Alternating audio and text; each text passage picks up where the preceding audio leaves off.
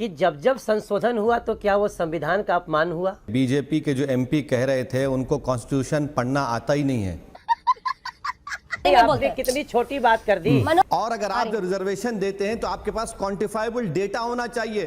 कहाँ है डेटा? बताइए, क्या है ये बताइए। किसको बेवकूफ बना रही है सरकार? ये जैसे ही सवर्णों के गरीब लोगों को अधिकार दिया जाने लगा, इन लोगों को लगा कि लोगों को संविधान पढ़ना नहीं आता। अब ये भैया कैसे आप पढ़ते हो संविधान, मुझे समझ में नहीं आ रहा है। दोस्तों, ऐसा लगता है कि बीजेपी वाले मनोज तिवारी को डिबेट में भेज करके जरूर किसी दुश्मनी का बदला ले रहे हैं। मैं ऐसा क्यों कह रहा हूं, आप ये एक डिबेट का छोटा सा यहाँ पे हिस्सा देखिए, जिसमें मनोज तिवारी बैरिस्टर असदुद्दीन ओवैसी साहब से तू मैं कर रहा है। अब ये तू मैं कितना दिलचस्प है या कितना इंटरटेनिंग है, आप ये वीडियो क्लिप देखेंगे आपको समझ में आ जाएगा। तो चलिए पहले वीडियो क्लिप देखते हैं, देन बातचीत का सिलसिला जारी रखेंगे।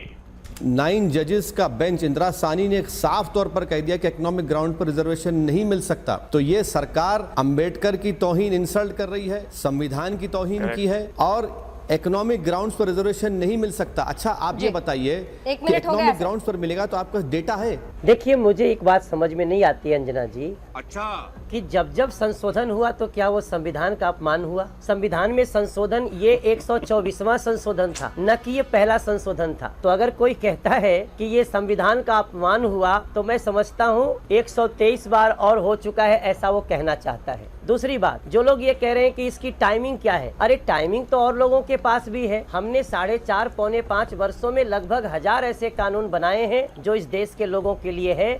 और याद रहे, हमने जातीय आधार पे नहीं, 71 वर्षों में जो आर्थिक आधार पे गरीबों के आंसू को पोंछने वाला, कुछ लोगों ने इस सवाल जो उठाया है कि हम ये आंसू इस समय क्यों पोंछ रहे हैं। हम आपको एक बात कह के अपनी वाणी को बंद कर देंगे, विराम देंगे, क्योंकि बहुत बड़े बड़े लोग हैं। मैं उन सभी लोगों से पूछना चाहता हूं जो कहते हैं कि ये आरक्षण कोई फायदा नहीं करेगा, किसका कोई फायदा नहीं है, तो इसका मतलब वो एससी को जो अभी तक आरक्षण मिला है उसका समर्थन नहीं करते, ओबीसी को जो आरक्षण मिला उसका समर्थन नहीं करते। अरे कहना क्या चाहते हो? मुझे समझ में नहीं आ रहा है। आदिवासी, एससी, एसटी, ये हमारे ओबीसी, सबको जो आरक्षण मिला है क्या वो बेकार है? मैं समझता हूँ इसको हृदय से स्वीकार करिए। अटल जी ने कहा था, छोटे मन से कोई बड़ा नहीं होता, टूटे मन से कोई खड़ा नहीं होता।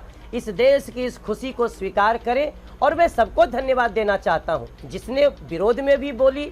हम उन 323 लोगों को धन्यवाद देते हैं जिसने समर्थन किया, उनको भी जिन्होंने राज्यसभा में किया। हम सबको प्रणाम करते हैं, धन्यवाद करते हैं। हमारे आने वाली पीढ़ियां आपको धन्यवाद देंगी, नरेंद्र मोदी को भी देंगी और जिन्होंने साथ दिया उनको भी देंगे। ओवैसी जी, सबसे पहली बात तो यह है कि बीजेपी के जो एमपी कह रहे थे उनको कॉन्स्टिट्यूशन पढ़ना आता ही नहीं है।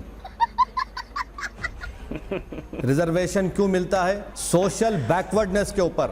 आप कैसे सोशल बैकवर्डनेस प्रूव करेंगे इसमें? क्या फॉरवर्ड कास्ट में सोशल बैकवर्डनेस होता है? सोशल बैकवर्डनेस का मतलब यह है कि डिस्क्रिमिनेशन, अनटचेबिलिटी, ये है। सब्सटैंटिव इक्वालिटी की बात कॉन्स्टिट्यूशन करता है। आप समझ ही नहीं पा रहे हैं भाई। संविधान में 125 मर्तबा अमेंडमेंट हुआ है, बिल्कुल हुआ है और चैलेंज भी हुआ है। तो आप ये रिजर्वेशन सोशल बैकवर्डनेस के नाम पर मिलता है। मैडम, ऑपरेशन अनटचेबिलिटी क्या सावरना ने फेस किया? क्या सोशल बाइकॉट फेस किया? कौन ये चीजें कहां पर आ रही हैं? तो आप सुनिए मेरी बात, आप इकोनॉमिक ग्राउंड्स के ऊपर नहीं दे सकते। जब संशोधन, अरे मैडम इनको रुकाइए। जब ये ठीक है, अपनी बारी में बोलते हैं। कितनी छोटी बात कर दी मनोज जी। मनोज जी, जैसे ये खत्म करते हैं मैं आपके पास जवाब के लिए आऊंगी। मनोज जी, आपका स्तर कितना नीचा कर दिया। ठीक है मैडम, वही तो बात आपको बार बार मैं अर्ज कर रहा हूं कि 11 जजेस के बेंच ने कह दिया कि इकोनॉमिक ग्राउंड के ऊपर रिजर्वेशन नहीं दिया जा सकता।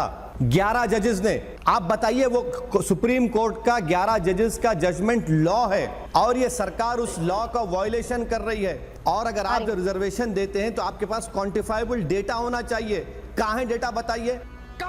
और मेरा एक सवाल, आपके इनकम टैक्स 2.5 लाख तक नहीं दिया जा सकता, 8 लाख वाले को आप देंगे रिजर्वेशन? बताइए कहां का जस्टिफिकेशन है ये? 2.5 लाख पर इनकम टैक्स नहीं है, 8 लाख वाले को आप रिजर्वेशन देंगे? क्या है ये बताइए? किसको बेवकूफ बना रही है सरकार? ये बहुत बड़ा सवाल है और ये सवाल मनोज तिवारी जी मैंने भी पूछा था।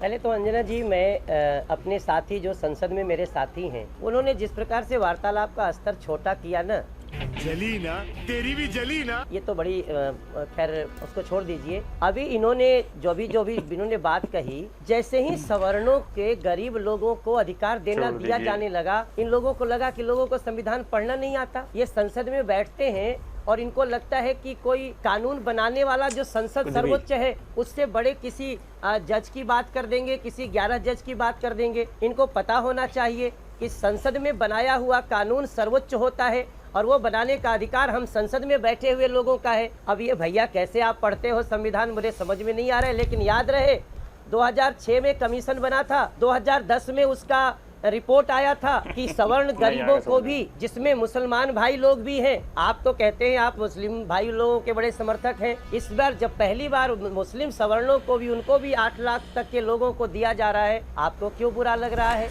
जी हाँ दोस्तों, ये आपने देखा कि ओवैसी साहब ने संविधान के दायरे में रह करके हर एक बात को पॉइंट टू पॉइंट यहां पर मेंशन किया, लेकिन तिवारी इन्हीं के पॉइंट को कुतर्क करने की कोशिश करता रहा और इधर उधर की बातें करने की कोशिश करता रहा, कहिए तो सिर्फ और सिर्फ बकलोली करता रहा। इसलिए मैंने शुरू में कहा कि लगता है बीजेपी वाले जरूर इस तिवारी से किसी पुरानी दुश्मनी का बदला ले रहे हैं, यानी कि शेर के पिंजड़े में इस तिवारी को डाल करके छटपटाने के लिए छोड़ने का काम यहां पर बीजेपी करती दिख रही है। जो भी हो, ये इकलौता ऐसा डिबेट नहीं है जिसमें तिवारी का ऐसा हाल हुआ है, बल्कि अब से पहले जितने भी डिबेट हुए हैं या हाल फिलहाल में जितने भी डिबेट हुए हैं, जो को पैनलिस्ट होते हैं इनकी इसी तरह से जमकर फटकार लगाते हैं और तिवारी अपनी बेइज्जती करवा के फिर से घर वापस जाता है, सुबह उठता है, फ्रेश होता है, फिर डिबेट में आता है बेइज्जती करवाने के लिए, अपनी फजीहत करवाने के लिए, वो भी इसी तरह से। बताइए, सोचने वाली बात है कि कहां एक गाने बजाने वाला मनोज तिवारी और कहां दूसरा व्यक्ति जो संविधान को पढ़ करके बैठा हुआ एक बैरिस्टर, जो संविधान के हर एक पॉइंट टू पॉइंट चीजों को व्याख्या कर सकता है,